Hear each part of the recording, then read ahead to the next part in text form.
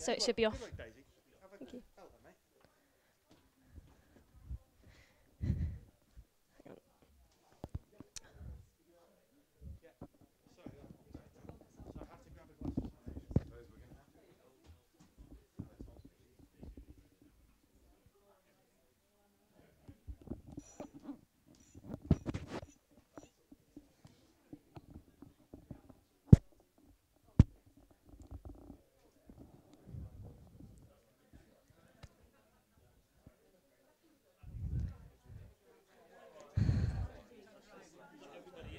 Okay, I think so. We can close the door. We can close the door. Hey, you're right.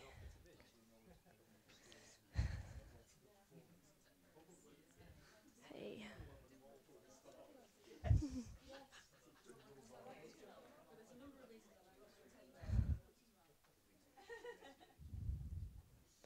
Hello, everybody.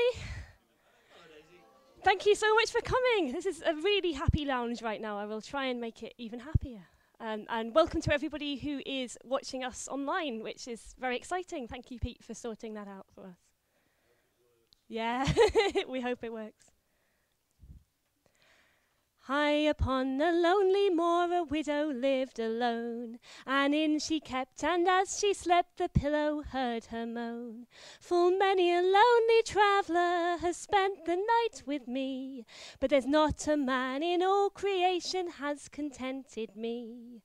For some can manage once or twice, some manage 3 or 4. What seems to me a rarity is the man who can do more. I'd give anything to find him in heaven or in hell. And as those words were spoken, then she heard the front door bell.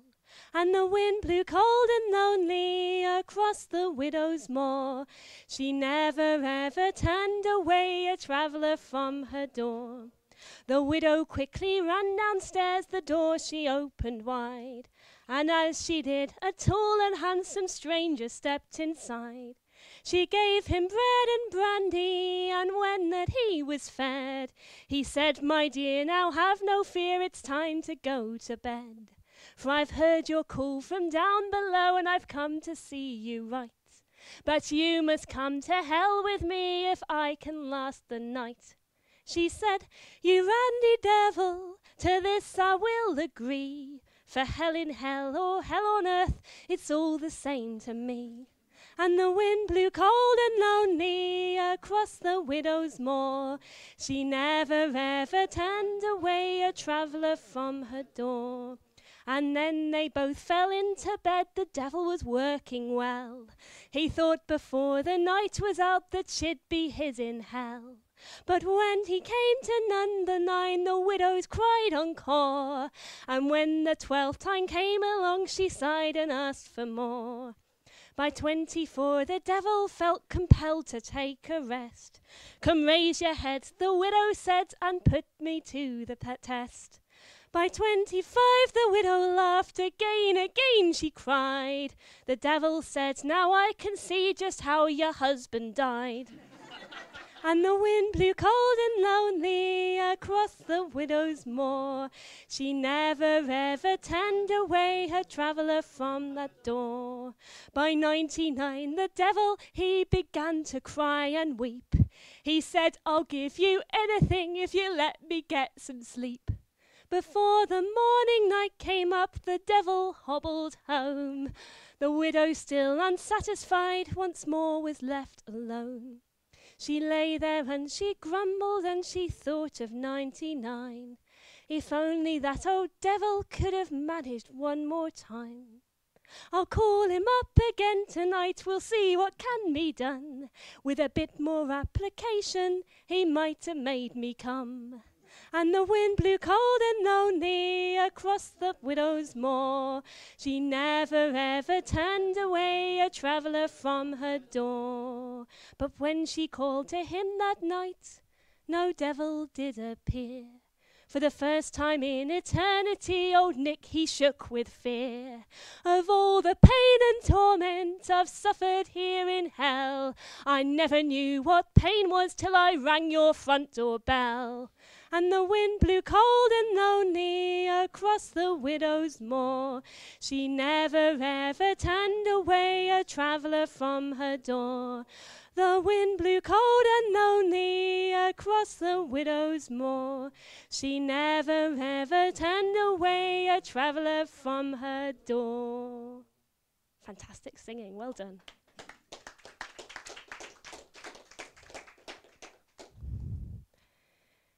The inn is very busy tonight. A huge party of pilgrims has arrived. More interested, thinks the landlord, in good wine and good ale than in spiritual matters. Far away from the throng, two women sit next to the fire. The orange light dances off their clothing. One's fine linen, the other's white wool. Strangers, they're glad to stay out of the way. For a while, neither of them speaks. One of them kicks off her shoes to warm her red stocking-clad feet on the hearth. "So," she says to the other, "where are you off to then?"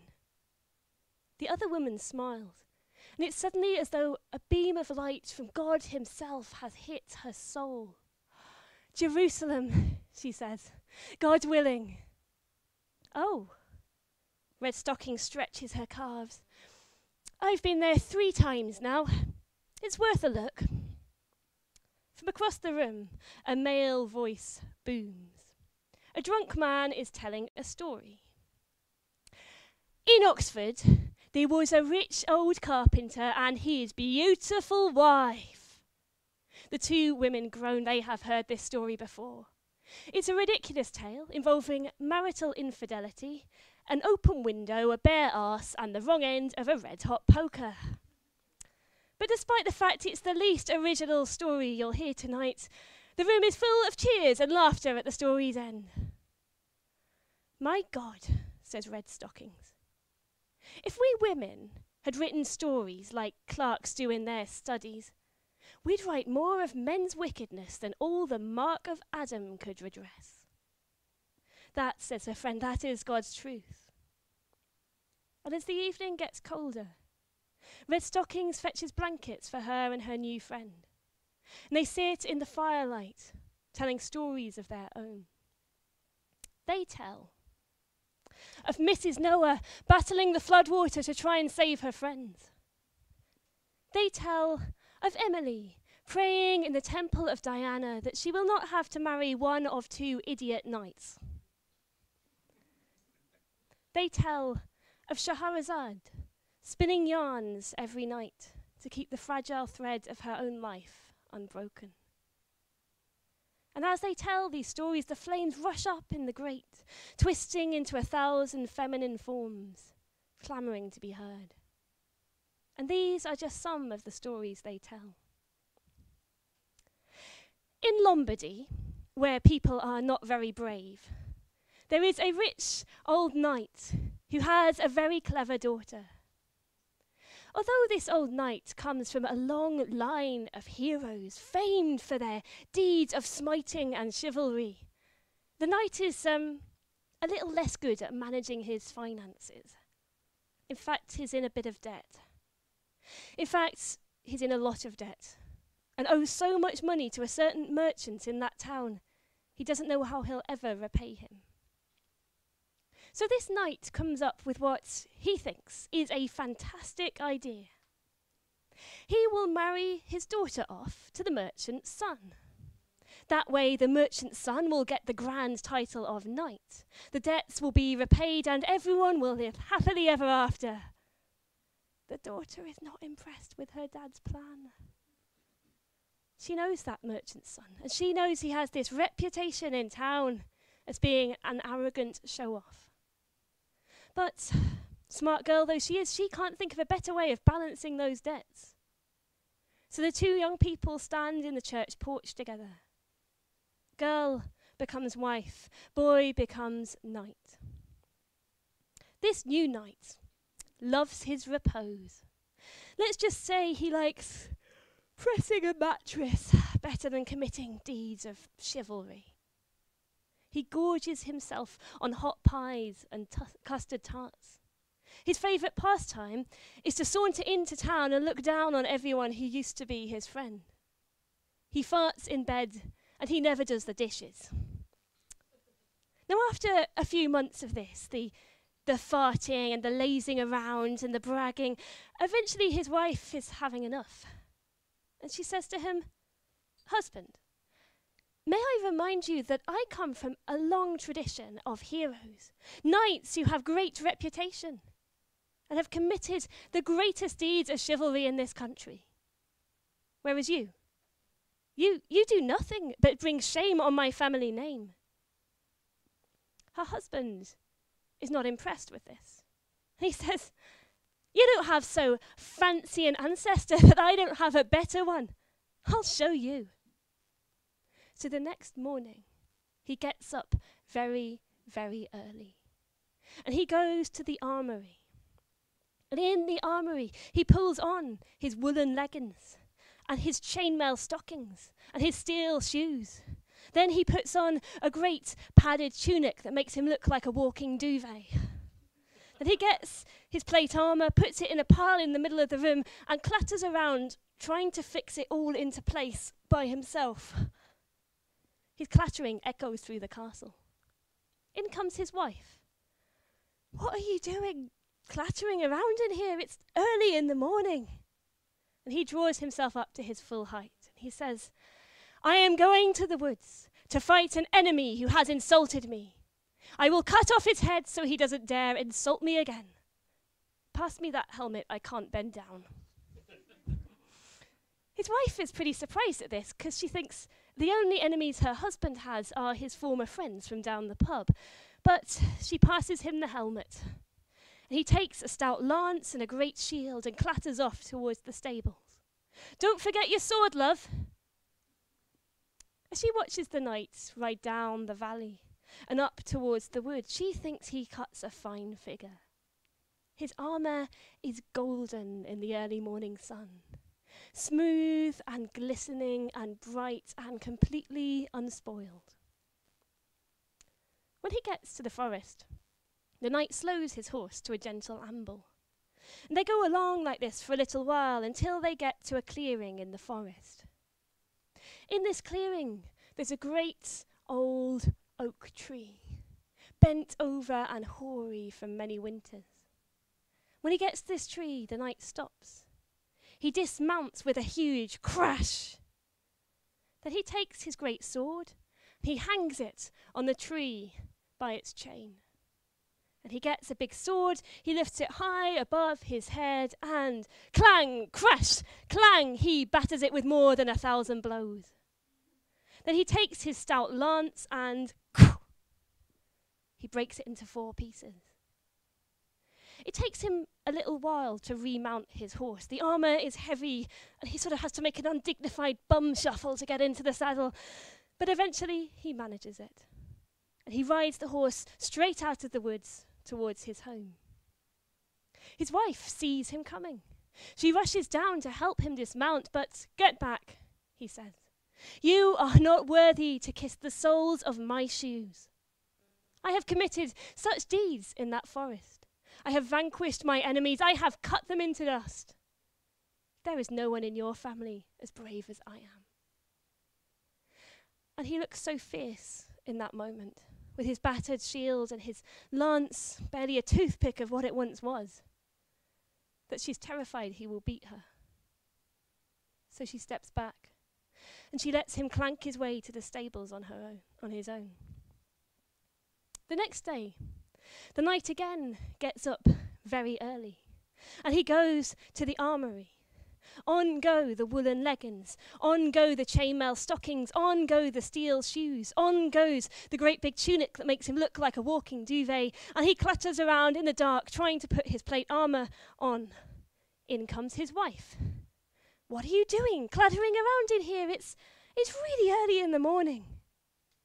And he draws himself up to his full height and says, "I am going to the forest to fight an enemy who has insulted me. I will cut off his head so he doesn't dare insult me again.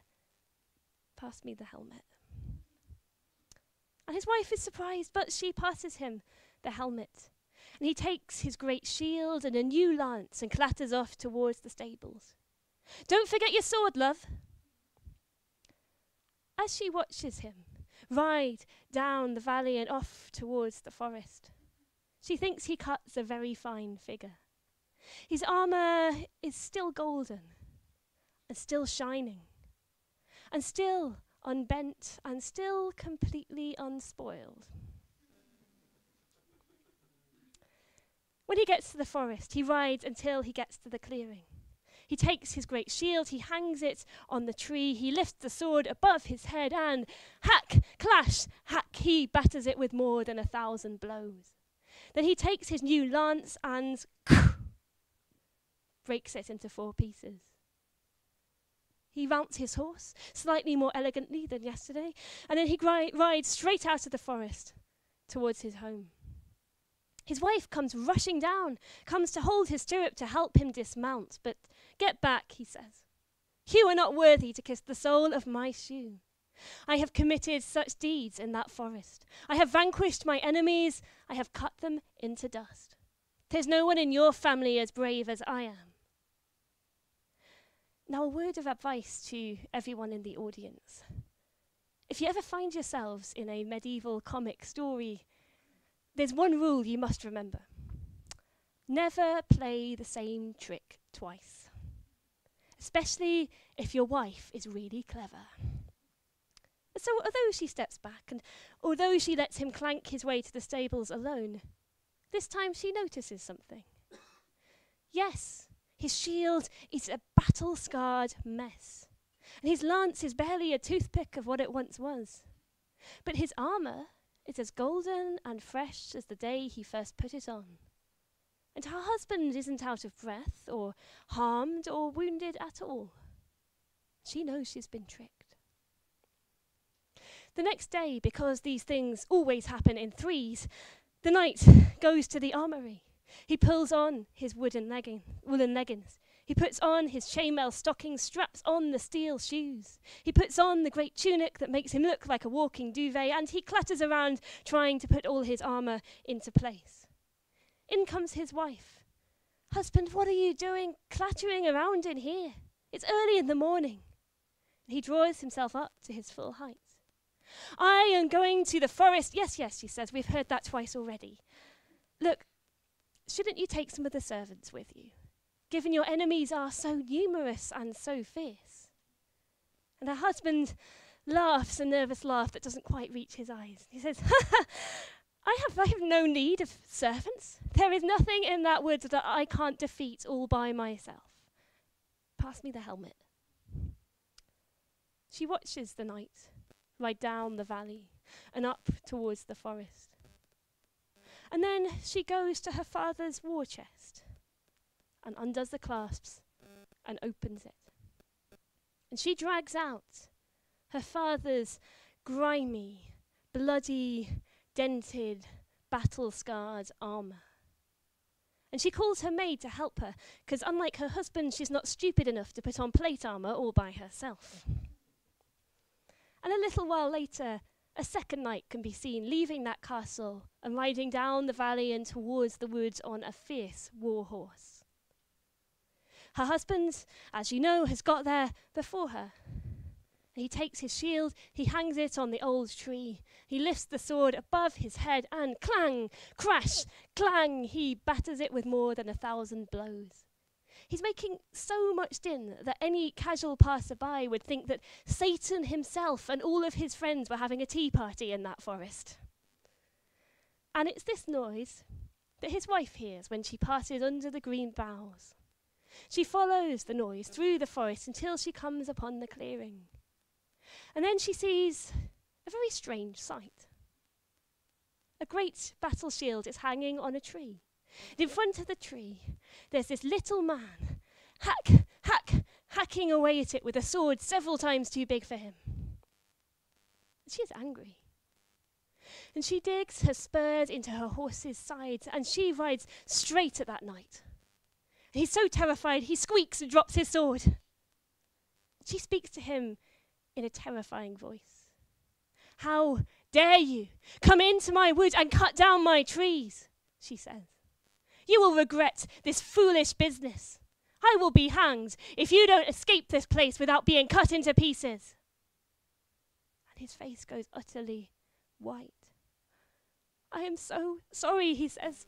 I didn't know this was your wood. Please let me give you compensation. Take my house, my land, my wife, whatever you want." If his wife was a little bit miffed before this point, now her anger glows red hot. This is her house, her land, her body he is offering to a total stranger. So she laughs in his face. "No," she says, "but I am a merciful man, so I will give you a choice. Either you can joust with me now, and I warn you that when I win, you will straight away lose your head.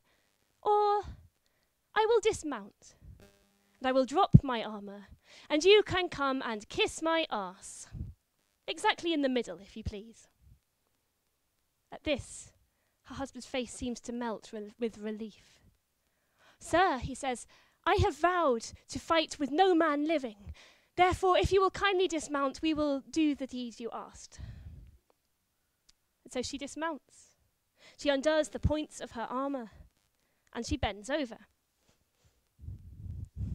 As he's looking at the globes of her arse and the deep crevice between the arse and the quim, it seems to her husband as though they're all the same thing. He thinks he's never seen such a long arse in all his born days. But here's not to reason why. He kneels and he kisses her devoutly right at the hole. Deed done, she stands up, does up her anna, and mounts her horse with a grace that he secretly envies.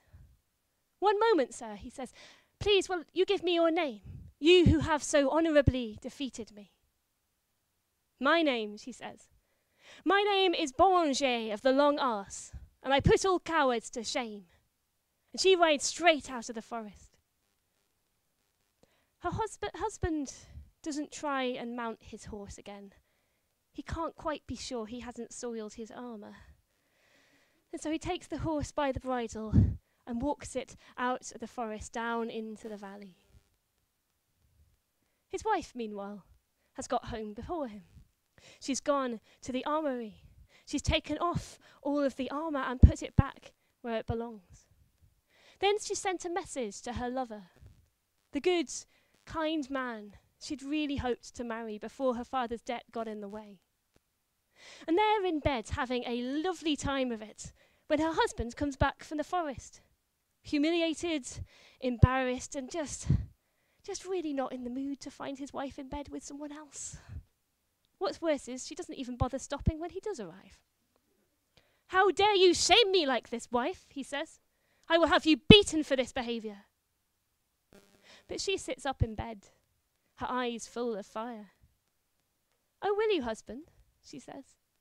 "Well, in that case, I'll complain of you to my dear friend, Bonger of the Long Arse. He says he bumped into you in the forest today." And her husband's face goes white, and he says nothing. And from that day forward, she does exactly as she pleases. Now, this story has a moral to it, for which, well, I'm not going to apologise. I'm guessing you're all here to hear some bawdy stories. So if you take any lesson away from today, let it be this 15th century French medieval saying: "When the shepherd is weak, the wolf shits wool."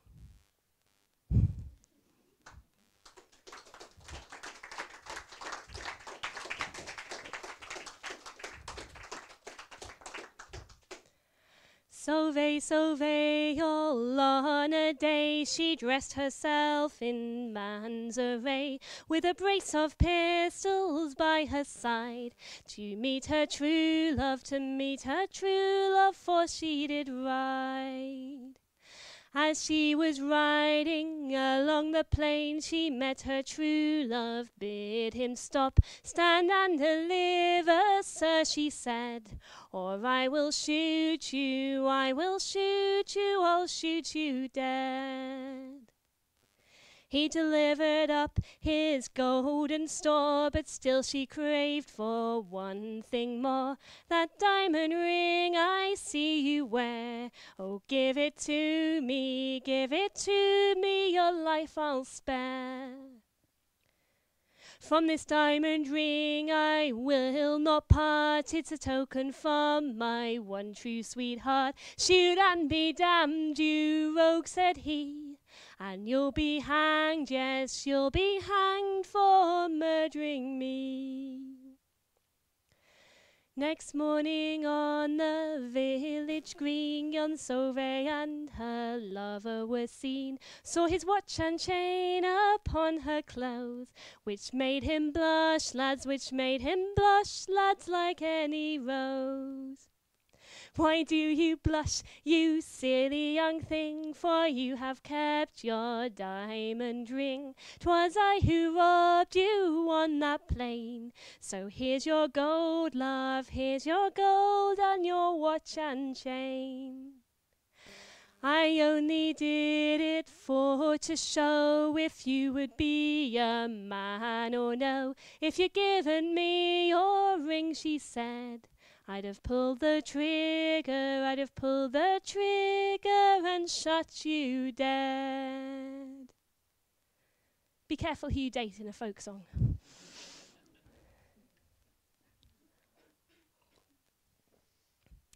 Anyone who has good material for a story is sad if that story is never told.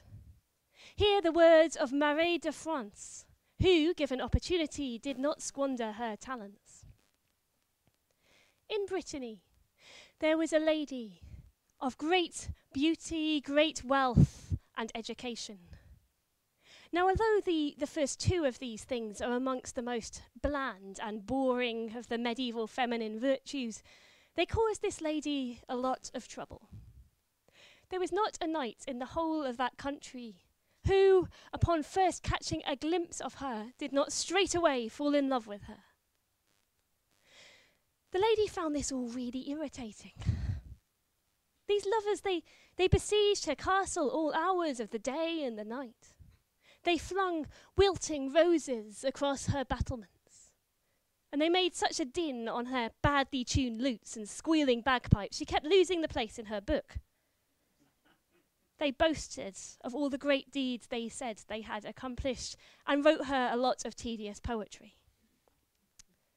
The lady didn't want to love all of these men, but, well, nor could she get rid of them. Smart woman, she had read her romances, and she knows how hard it is for a woman to detach even one unwanted lover from her skirts, for straight away he will take revenge. So instead, she got very good at feigning rapt attention during all the boring jousting stories, and elaborate in her praise of a number of badly thought-out sonnets. My breast is as white as the snow when it has just fallen. Wow, what an original image. The more a man faces the woman he loves, the more he sets fire to his heart and bastes it with bacon fat. Wow, I can honestly say I've never heard that one before. Your body is well made and svelte. Oh, what effective use you're making of the word svelte here. Is it a new word for you? And months pass, and years pass, but despite all this practice, the lute and bagpipe playing never gets any better. Also in that country at that time, there were 4 knights whose names are not important. These 4 knights were very rich, very noble, and very brave, and so, like the lady, possessed of all the qualities you would expect of a medieval male ideal. But these 4 knights, although they loved that lady, they were slightly more emotionally intelligent than her other suitors. None of them wrote poetry, and none of them played the bagpipes. Instead, they tried other means of harnessing her attention. Knight number 1, hand embroidered a beautiful needlepoint cushion showing a nun picking fruit off a penis tree. Knight number 2 took her to a convention where they dressed up as Beowulf and Grendel's mother and drank a lot of mead and spoke in alliterative verse all night long. Night number 3 took on all her Twitter trolls, slaying them in 140 characters. It's the Middle Ages, so it's still 140 characters on Twitter. Night number 4 trekked to a remote Benedictine monastery, where he endured homicidal monks, a labyrinth, and a seriously badly class-marked library to bring her a rare manuscript. Now I wonder which of these 4 you would choose. Let's have a vote on it. Let's have a show of hands, please, for night number 1, the penis tree embroidery night. Excellent. Hazel there, yeah, 1, 2. Only 2. Okay, 2. Night number 2, the Beowulf cosplay night. You can't vote twice. 1, 2, 4. 9. Excellent. I think he'd probably be my choice too. Night number 3, the Twitter troll slaying night. 1, 2, yeah, Roger. 3, 4, 4. Okay. It's interesting, actually. I told this story recently at a medievalist feminist conference, and that one definitely won. That one. So, if you're not choosing night number 3, you're not annoying enough people on Twitter. Night number 4, the Indiana Jones of manuscript studies. Oh, 1, 2, 3, 4, 5, 6, 7, 8, 9. Okay, no, I think night number 2 has it. Well done, night number 2. So I expect you really want to know who the authentic answer is. Well, the thing was, the lady couldn't choose. She loved all 4 of these excellent men equally. And she thought it would be really rubbish to lose 3 of them in order to retain just 1. Where's the fun in that? So she loved them all equally, and they all wore her standard into battle and used her name as a rallying cry. And they were really happy for a while. Until eventually, the lady's other, more abusively harassy knights started noticing she was favouring these 4 instead of them. And they grew angry, and they started to talk about revenge. One of them organised a great tournament outside the lady's castle. And knights spilled in from all round the country. And the 4 lovers went, and they had a fantastic time, shouting and smiting and fighting to their little heart's content. And at the end of the day, they'd won many prizes. But as the night drew on, the atmosphere started to unravel. Insults were sung, were shouted. Songs were sung in that peculiarly dead tone of the tone-deaf drunk man. Things were starting to disintegrate into a pub brawl. So the 4 lovers, sensible men, collected their trophies and decided to retire for the night. They took the long, thin, dark path up towards the castle. 6 of the lady's other lovers, bagpipe players, all of them, followed. The moon is very cold and very quiet. And her beams fall on the heraldry of the 4 lovers. The red, the green, the yellow, the blue. And she washes them all out until you can't tell the one from the other. And everything is silent. And then suddenly, the lovers are attacked. Knight number 1 falls off his horse beneath its hooves. Knight number 2 looks round for his friend, but he's knocked down to the floor with a cowardly lance. Knight number 3 smites and hacks and smites for all his worth, but he is cut down in a storm of swords. A spear pierces through knight number 4's thigh. It goes through gristle and bone and splinters out the other side of his body. And the moon is very silver and cold and quiet. Everything is silent. Back at the castle, the lady is anxious about her 4 lovers. She sends a servant off to find them. He doesn't have to look far. There they lie in the dirt of the road. 3 are dead. 1 is grievously wounded. When news of this spreads through the country, knights come from all over the land. They flood the tournament field. They take off their helmets and they tear at their hair and their beards. The lady locks herself away. Alas, she says, I will never be happy again. I loved each of these men for his own sake. But now 3 are dead and 1 wounded. I will never smile. And she pays a lot of money to a monastery to create an elaborate tomb for the 3 lovers. And they're buried in their armor and in each other's arms. The other night, she takes to her bedchamber, where she calls on the best doctors in the land to come and look after him. If I'm entirely honest, he might have recovered a bit better if she hadn't called for those doctors. They wander around his bedside and make obscure pronouncements about the malign influence of Mars. But the knight can see perfectly well the problem with him is the great big hole in his thigh. But after many months, he starts to recover. He starts to be able to sit up in bed. And many months after that, he can indulge in some light tabletop gaming with his lady. The hole in his thigh is a useful place to put dice. And one day they're playing at chess when he notices how sadly she directs her knights across the board. Oh, my lady, you're in distress, he says. Please let me comfort you.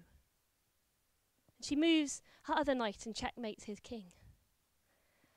I was just thinking about your companions, she says. Never again will a woman like me love 4 such excellent men and lose 3 of them in a single night, except for you, who are wounded. And she stands. She goes to look out over the darkening tournament field. I'll write a story, she says, to remember my great loss. I'll call it The 4 Sorrows. When the knight hears this, he says, oh, great idea, write a story, but don't call it The 4 Sorrows. Call it The Unhappy One. Because my friends, they died doing what they loved, serving you. Whereas I, who am left, well, I see the woman I love every day, but I never see you happy. Call it The Unhappy One. Anyone who calls it The 4 Sorrows is changing its name. And thus began the long tradition of men taking women's creative work and changing a tiny detail and passing it off as their own. But being an unruly woman, I still call that story The 4 Sorrows, because it outlines the simple fact that if you've got a story tradition in which knights have many female lovers, so too must the ladies all have many knights. It's not misogyny, it's maths.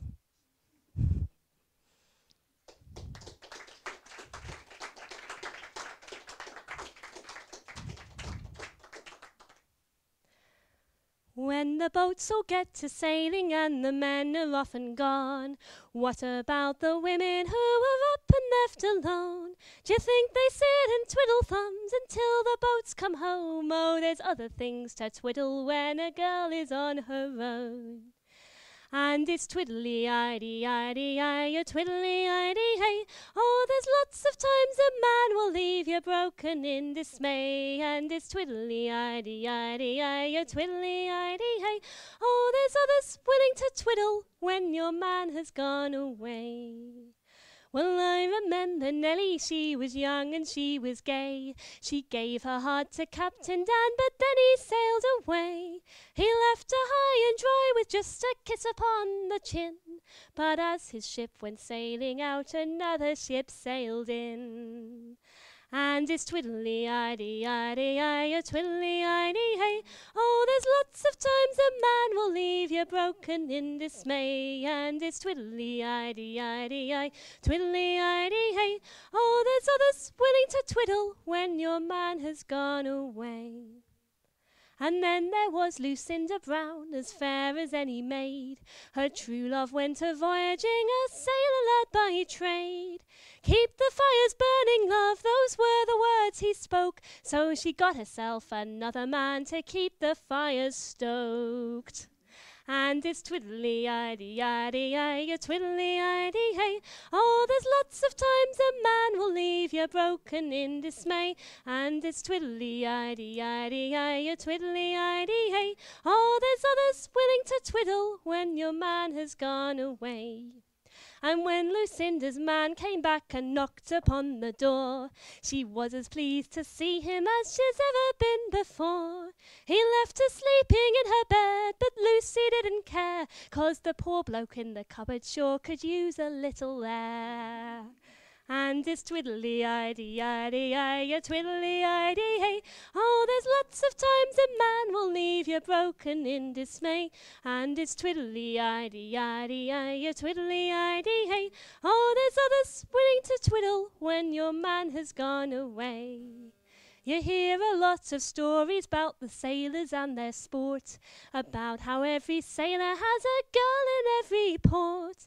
But if you've added 2 and 2, you'd figure out quite quick that it's just because the lasses have a lad on every ship. And it's twiddly-idee-idee-ay, twiddly-idee-hey. Oh, there's lots of times a man will leave you broken in dismay. And it's twiddly-idee-idee-ay, twiddly-idee-hey. Oh, there's others willing to twiddle when your man has gone away. Fantastic, everybody. Thank you. I think you have earned a cup of tea after that, so we're going to have a short intermission. But thank you very much.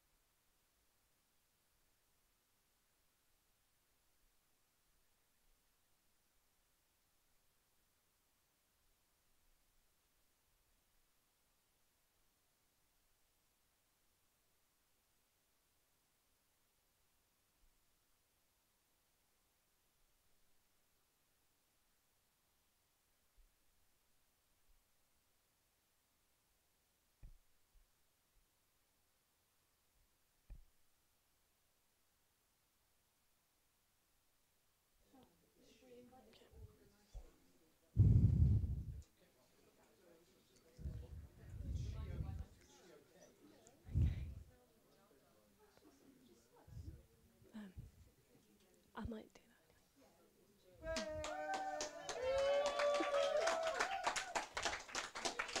Thank you.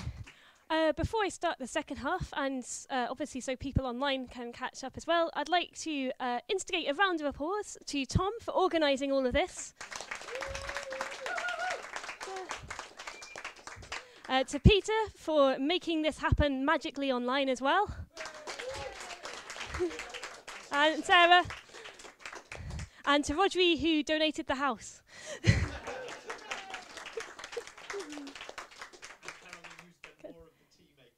Absolutely, and made amazing cake. That's the one thing we couldn't reproduce online, sadly, but cake is good. Okay. There once was an old, ancient knight called January. He was as withered and gnarled as that tree we met in the first story. On the very brink of his grave, he's foully despoiled his body in his youth. Now, I don't know whether it was sudden piety or a very, very, very, very late midlife crisis, but January suddenly decides that he wants to have a wife. A young, fair wife, he says, is amongst the greatest gift God can give a man. For who could be so obedient? Who so helpful? She will look after her husband, though he be bedridden till he dies. She never says no when he says yes. Yes, a wife is amongst the greatest gifts God gives a man, including land and pasture and rent and that sort of thing. January's friends are less convinced. Wise men, they argue the case up and down and down and up. They trot out all the dusty classical philosophers and all the tired misogynist tropes. I won't go through their arguments here because we want to finish before midnight, and it already takes up at least a third of Chaucer's original story. And after a while of this toing and froing, even January has had enough. I don't give a basket of herbs for all your academic talk, he says. I think we've all had enough of experts. And he commands them to go out into the town and find him a suitable wife. This new wife, he says, must not be a day over 20. Women with 30 are but dry beanstalks and foraging material. Better than old beef is the tender veal. He also won't marry a widow.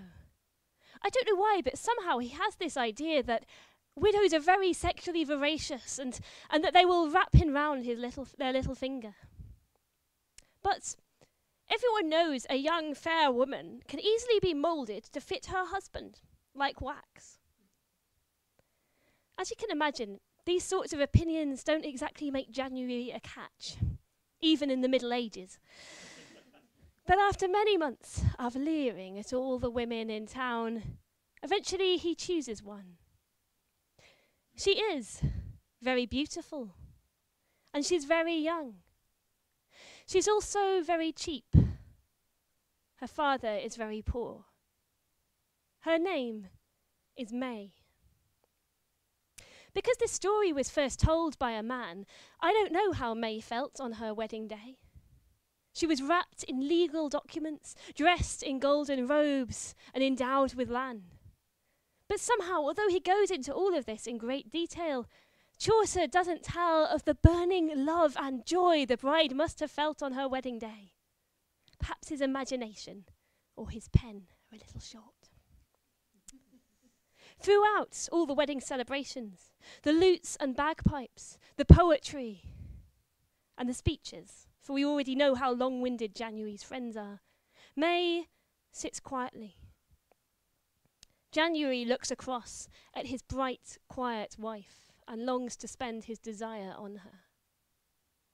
There is one other person at that feast who's very quiet. January has a lusty young squire called Damien. Damien has such a crush on May. He goes beetroot red every time she comes into a room. He has such a crush on her that just leaning behind her to pour wine into her goblet, is enough to make every hair on his arm stand stiffly to attention. At last, the dark mantle of the night cloaks the globe, and the bride and bridegroom go to their room. And Damien goes to his room, where he sighs, caught high in a fever of love sickness. He laments and he moans and he declares he will die. However rubbish a night Damien is having, I'm willing to bet all the money I earned for tonight that it's not as rubbish as the one May is about to have. January is well prepared.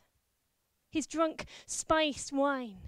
He's eaten aphrodisiacs, and he's read deeply and taken notes on a small red book discreetly entitled Concerning Intercourse. He is raging. He is hot with desire. May lies still as a stone as the bedchamber is emptied. When January takes her in his arms, the rough bristles of his beard, harder and scalier than the tooth of a houndfish, scour against her soft flesh. He takes his time, for a man can do no sin with his wife. The next morning, January wakes up very early, and he sits up in bed and he sings for pure joy. And as he's singing, the loose flaps of skin around his neck shake backwards and forwards. God only knows what May thought in her heart when she woke up and saw him sitting up in bed singing away like a flecked magpie. She doesn't leave her room for 4 days. During these 4 days, Damien's love sickness has gone from bad to worse. He spends his nights writing elaborate sonnets in praise of May. He spends his mornings burning those letters, despairing his ability to ever capture the graceful arc of May's right eyebrow. Eventually, because this will happen if you practice, he produces something a little bit more coherent than the other poetry. And this he folds up and places in a silk purse, which he puts directly next to his heart. On the 5th day, May leaves her chamber. At the feast that night, she and January are told of the squire's dangerous sickness. May and her women go to investigate. The room is rancid, smelling strongly of male sweat and stale metaphors. While her women throw open the closet windows and tut over the state of the bedclothes, Damien thrusts his purse into May's hand. When she goes back to her room that night, she finds January as amorous as ever. She endures the next 3 minutes as best she can, and then when his snores echo off the chamber walls, she sneaks out of bed and goes to the one place that she can get some privacy. The toilet is a thin, narrow room with stone walls and hard benches, full of fusty smells.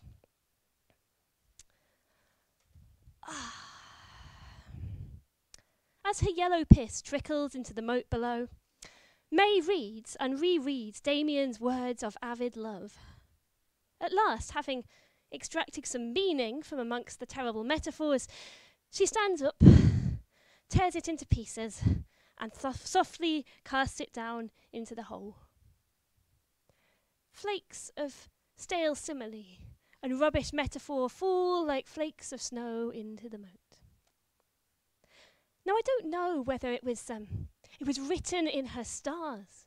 Perhaps at that moment Mars was nudged out of prominence and let Venus ascend. Or perhaps she was just really disappointed and trapped in her marriage. But from that day onwards, May decides she will take pity on the young squire. She starts to think about how they might come together. She writes him a letter of her own, brief to the point and containing no similes. Sounds great. We need time and place. When he gets this letter, Damien's love sickness is suddenly cured, just like that. And there he is, primped and preened and serving his lord and lady as though he's never been ill. And months pass. And January grows older and more infirm. And blindness starts to eat away at his old eyes. And he gets extremely jealous. And May and Damien live only for each other's size. Now, as well as all his other possessions, wife and house and land, January also has a walled garden that he's extremely proud of. It's such a beautiful walled garden that even the two men that wrote The Romance of the Rose would exhaust all their vagina metaphors in trying to describe it. It's such a beautiful garden that Pluto and Persephone, king and queen of the underworld, spend their afternoons walking under its woody boughs. But just as he is jealous of the other things in his life, wife, house, land, so January is jealous of this garden. And although he's now so blind he can't see it at all anymore, he keeps it locked, and the key on a chain around his neck. By this point, his jealousy of May has grown so outrageous he won't let her leave a room unless he has one hand firmly on her wrist. He uses all the usual excuses to explain this jealousy. I'm only jealous because I love you so much. I'm only jealous because of your great beauty. No man could possibly resist you. I'm not jealous. I'm just deeply in love. I want to spend every second of every minute of every hour of every year in your company. And more time passes and May's beauty grows sadder and dimmer. But because he won't leave her alone, it's very easy for May to take a lump of spent candle wax. And this she presses to the key around her husband's neck. And she drops it in her evening glass of wine so that when Damien comes to clear away the tableware, he can take it and file a copy of his own. And May says to her husband that she would find it so refreshing if they could take a little turn around the garden. Damien gets there first. He unlocks the door, locks it behind him, and then hurries off to hide. He's just finished arranging leaf mould artistically in his hair when the garden gate opens again and in come January and May. May sees him crouched awkwardly behind a bush and wonders why on earth he bothered trying to disguise himself when she's the only one that can see him.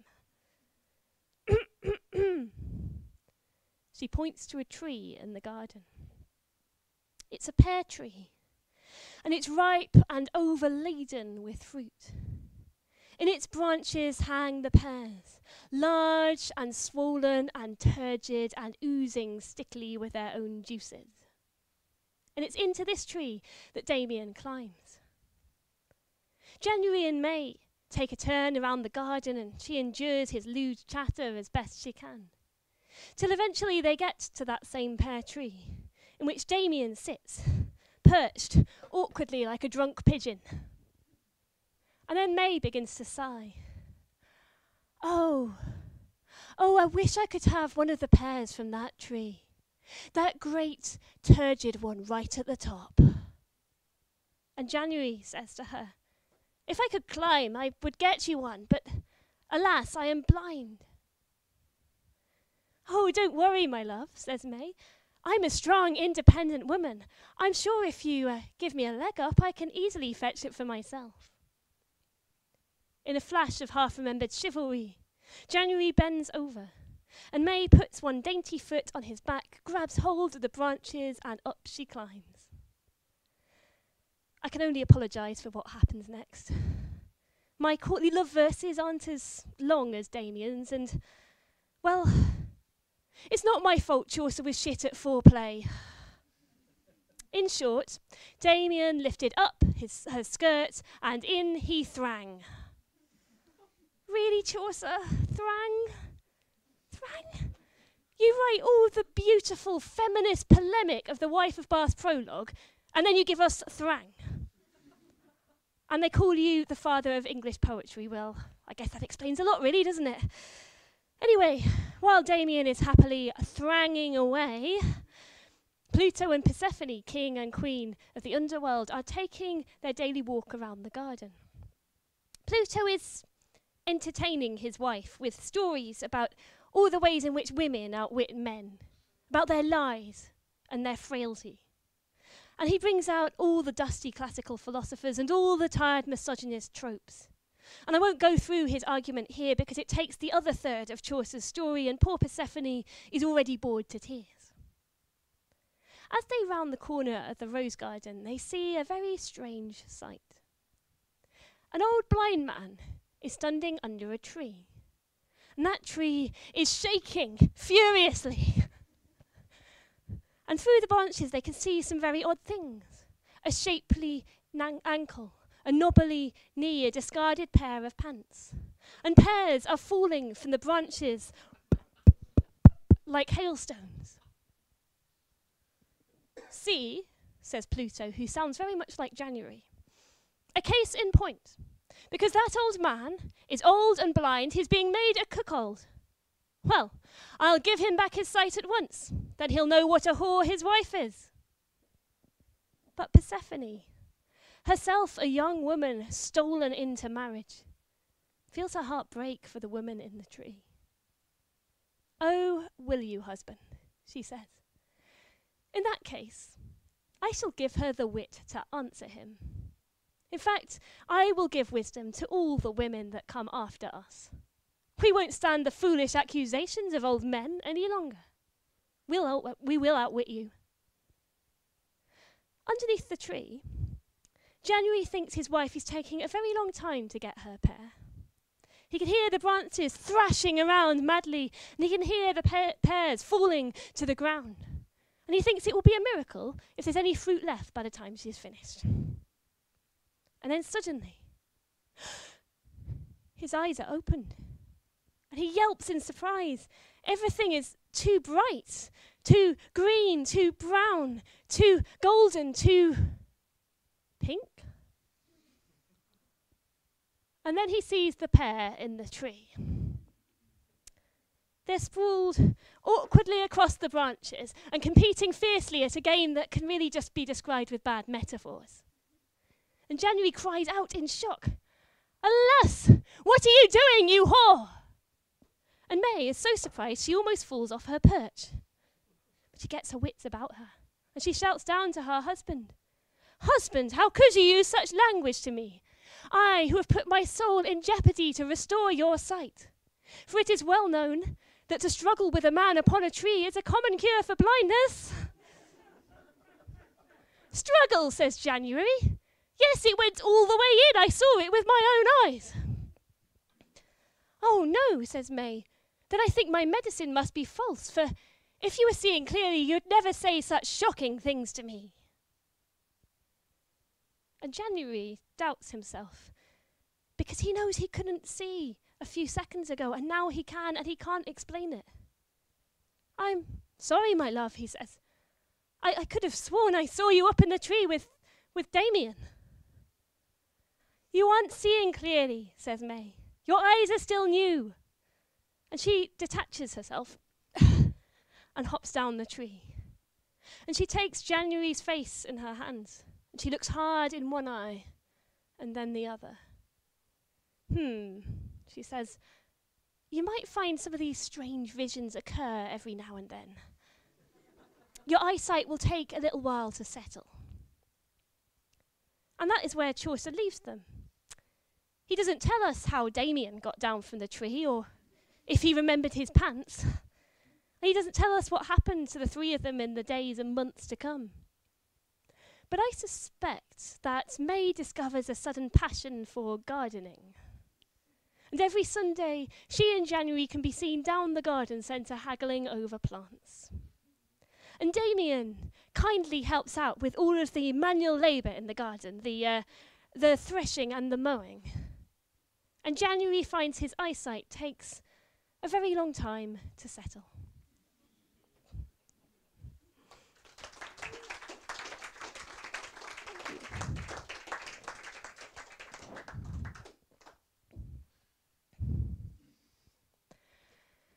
Come all you young men who carry the gun, be careful how you shoot when the night's drawing on.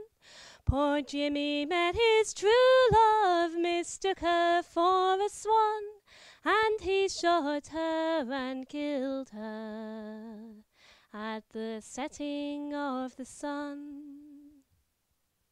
Come all you young women who don't look like a swan, be careful who you date in a traditional folk song. And if your man likes shooting with an arrow or a gun, you check if he's homicidal and he's had an eye test done. And if your name's Sweet Nancy and your man has gone to sea, your love has all the making of a tragic history. You could mope and moan and lament till your cheeks grow pale and wan, or you could use the peace and quiet to get some reading done. And if your man's gone off to war and you dress in soldier's garb, you're sure to find he's cheated in every alehouse yard. Some women would just shoot him or cut him into dirt, but far more fun to outcompete him as a fighter and a flirt. And if your love's a poor man and he rambles far and wide, he's sure to bugger off after a night by your bedside.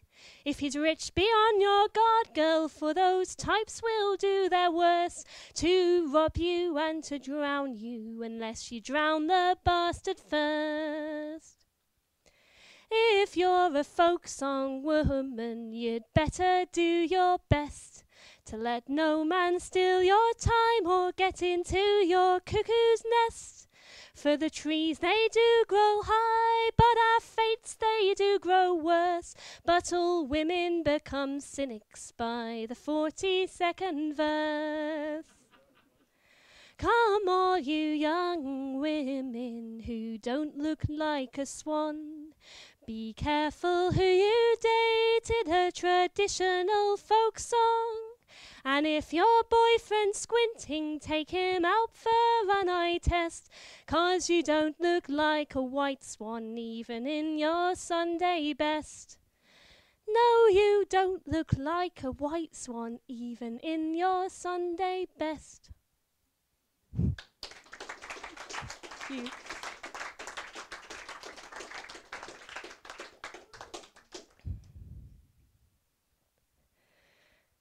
There once was a knight called Sir Conrad, who was everything a good knight should be.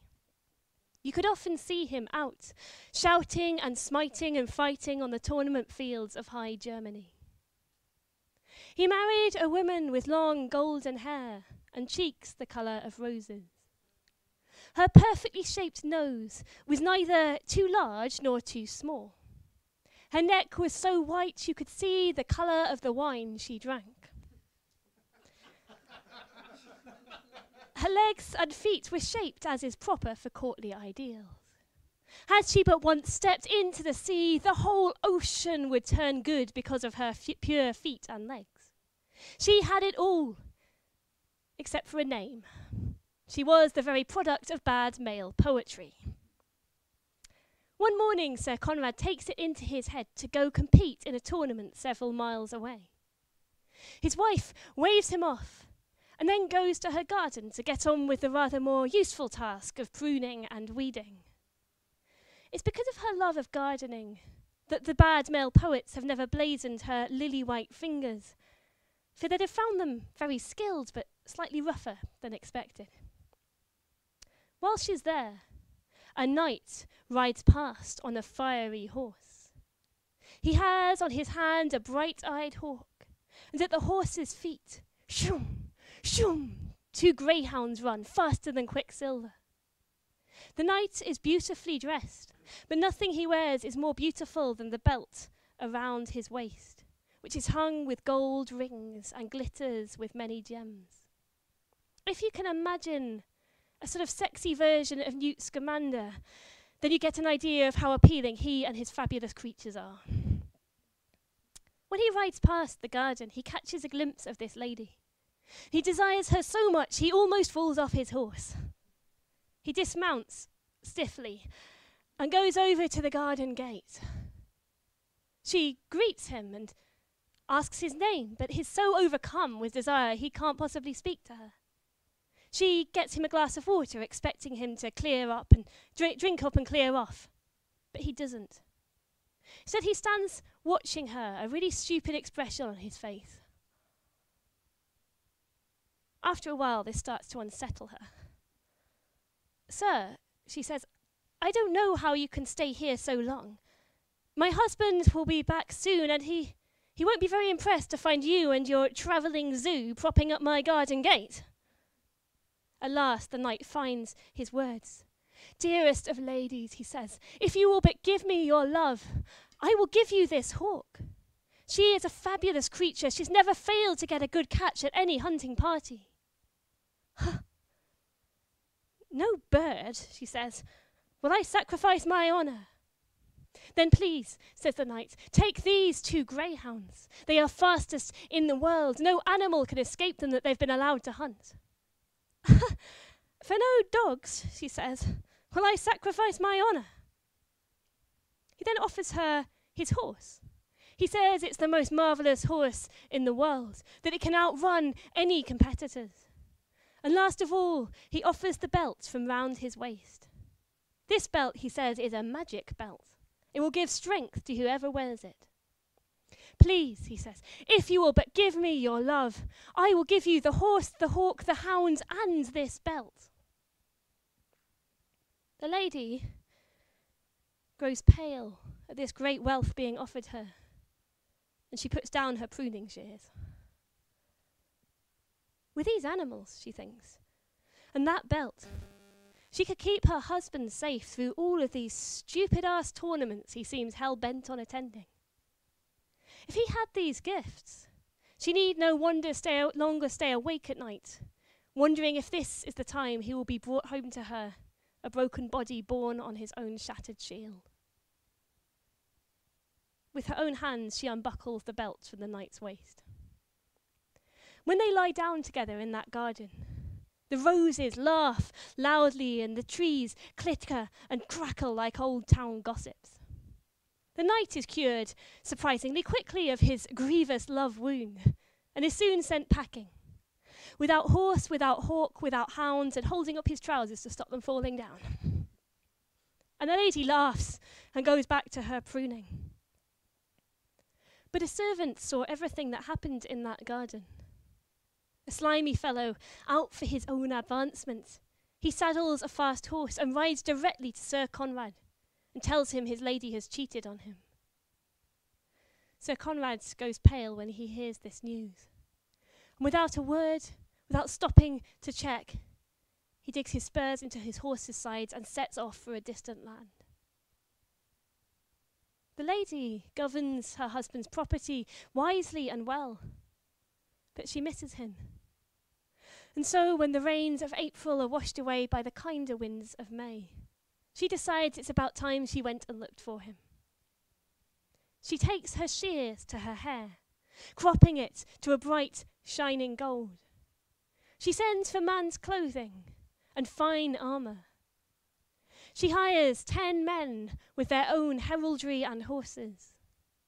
Taking her hawk in her hand, with the greyhounds running, quicksilver at her feet, she mounts her horse.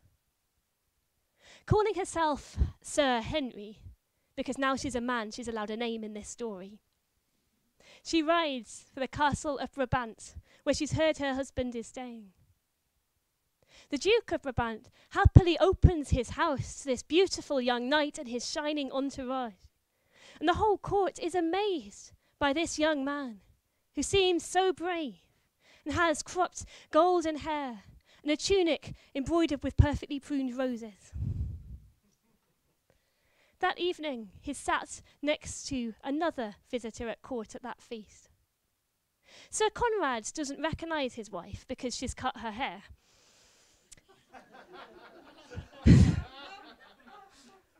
But during that meal, he and Sir Henry get on like a house on fire and are soon the best of friends.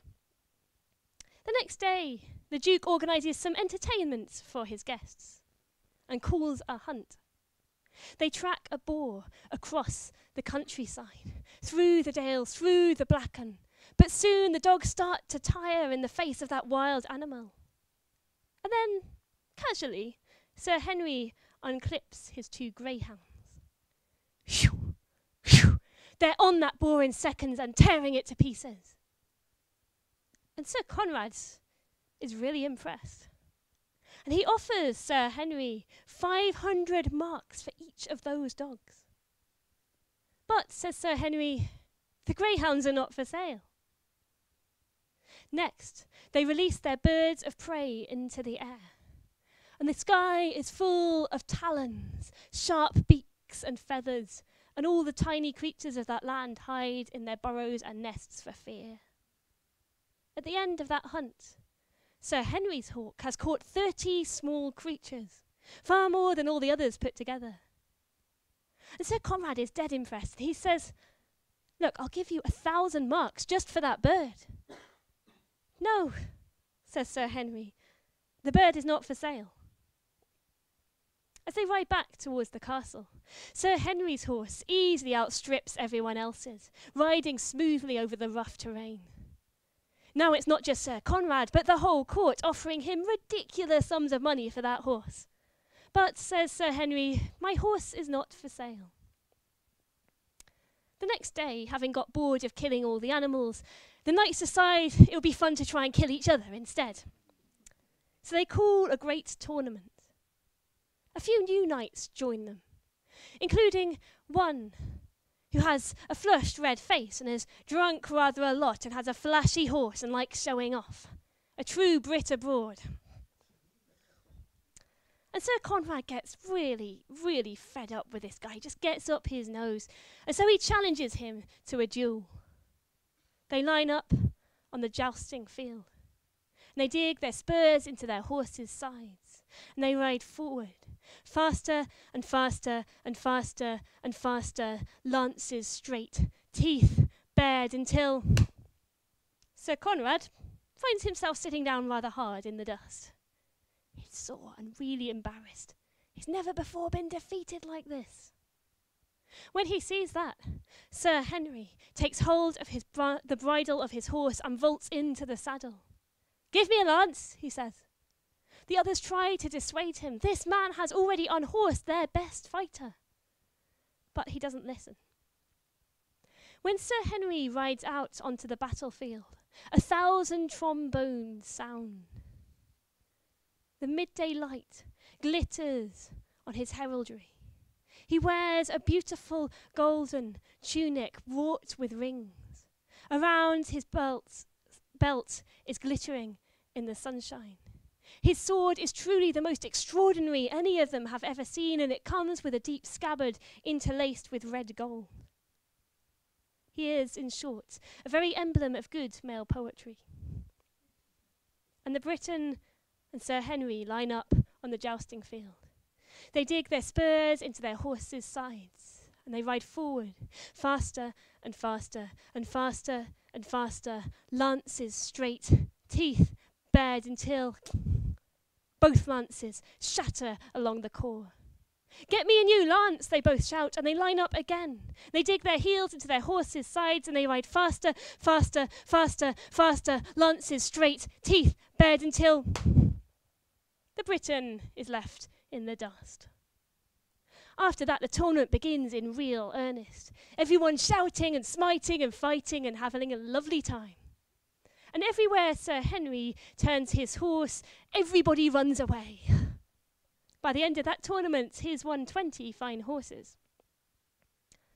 Sir Conrad is a little quiet that evening as they sit beside the fire.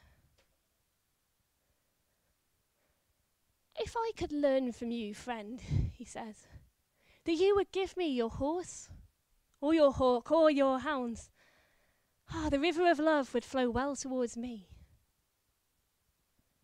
"Friend," says Sir Henry, "I've already told you they're not for sale. Please, says Sir Conrad, my heart will house you with perfect love. Sir Henry thinks for a moment. The firelight dances on his golden hair. Very well, he says, I will make a bargain with you. If you will do whatever I want, I will give you the hawk. Well, anything, says Sir Conrad. There's something you need to know about me first, says Sir Henry. I love men. I have never loved women. If you are still willing to do what I want, I'll give you the hawk. If you please me, I might even throw in one of the hounds for good measure. Sir Conrad's breath comes out a little faster than he intended. I will have to lament forever, dear friends, that you love men and not women. What is it, friends, that you want? Simply this, says Sir Henry. I want to sleep with you, and then I will do all the wonderful things I can imagine and think of, especially the things a man normally does with his wife when they're alone at night. And Sir Conrad's face goes a little red. I will grant you all of this and not deny you a thing, in return, of course, for the hawk, and possibly one of the hounds. Then lie down, says Sir Henry. Close your eyes. And Sir Conrad lies down. And for a while he can feel nothing except the warmth of the fire getting into all the knots and bruises in his body. And then he feels a hand gently touching his cheek. A hand with lily-white fingers, skilled, slightly rougher than expected. And his eyes shoot open and he finally recognizes his very angry wife standing over him. What a loser you are, she says. You'd have traded your honour just for a hawk. Well, I'm sorry, but when I betrayed you and slept with somebody else, I didn't just do it for a bird. I also did it for a fine horse and a magic belt which lets me win any battles and 2 greyhounds. Whereas you'd have traded that honour. Simply for a bird, you have terrible bargaining powers, my friend. And Sir Conrad is utterly mortified. And he realises how he's misjudged her, and he says, I am so sorry, can you forgive me? And after time which heals all wounds has passed, the two of them go home together, where they take their anger and they bury it in the thorniest patch of the rose garden. And Sir Henry gives her hawk, her horse, and her hounds to her husband. But the belt she keeps for herself. It gives her extra stamina when weeding the rose gardens. Thank you.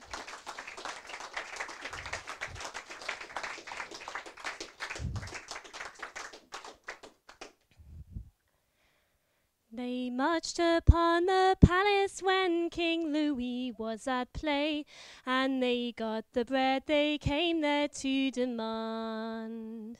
But come the revolution, they refused to hide away, and by the reign of terror they were banned. They knitted as they sat and watched beside the guillotine. They came there to bear witness, they came there to be seen. Like those women at Versailles, we will sing and march and cry, and we'll know the day we die, we persisted. She stood there on the 7th floor, she'd earned the right to speak, though the men of the establishment resisted. She was warned, given an explanation, told her cause was weak. Nevertheless, she persisted. She spoke up for the memories of heroes that are gone, and though they tried to stop her, her words still echo on. Like those women at Versailles, we will sing and march and cry, and we'll know the day we die, we persisted. She packed her bags one afternoon and set off home from school. A Muslim teacher's 14-year-old daughter. She wrote too much, she spoke too loud, she made them look like fools. So the men who feared her education stopped her. But when she had recovered, she went to show the world that an army cannot overcome a fearless teenage girl. Like those women at Versailles, we will sing and march and cry, and we'll know the day we die, we persisted. So when they come to take you down, my sisters, daughters, friends, remember women's voices can't be silenced. And history will tell of how we triumph in the end, though they come for us with slander, shame and silence. We'll commemorate each other in story and in song. With compassion and humanity, our voices will ring on. Like those women at Versailles, we will sing and march and cry, and we'll know the day we die, we persisted. Like those women at Versailles, we will sing and march and cry, and we'll know the day we die, we persisted.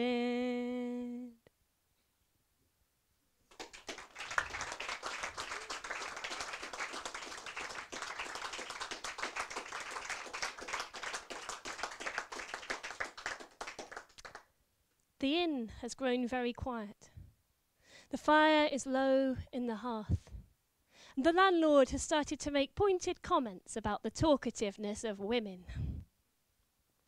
"Well," says Red Stocking, standing up, "God keep you, sister." The other moves to pass back the blanket, but she says, "Keep it. Say a prayer for me in Jerusalem." And they embrace and go their different ways. Alone in her room, the woman in white sits on her bed, looking down at the blanket. It's neatly stitched around the edge. In one corner, the owner's name, Alison. And she sits, and she dreams of ink scratching its way across vellum, and of Jerusalem.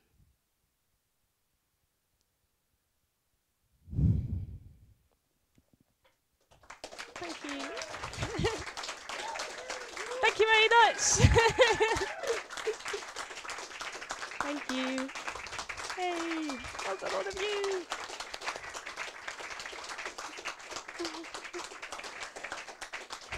Thank you. Cool.